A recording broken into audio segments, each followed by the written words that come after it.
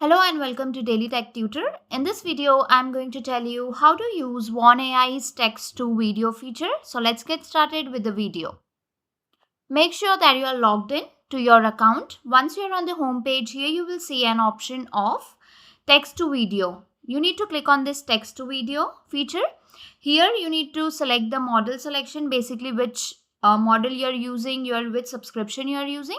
Once you have selected that, here you will get a prompt option. You need to explain it in the description.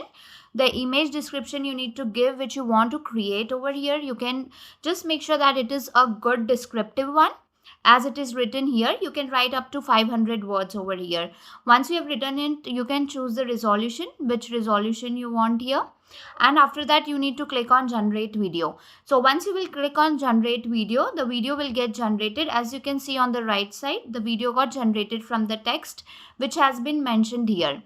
So this is how you can use this Wan AI feature of text to video generator. If the tutorial was helpful, please like and subscribe.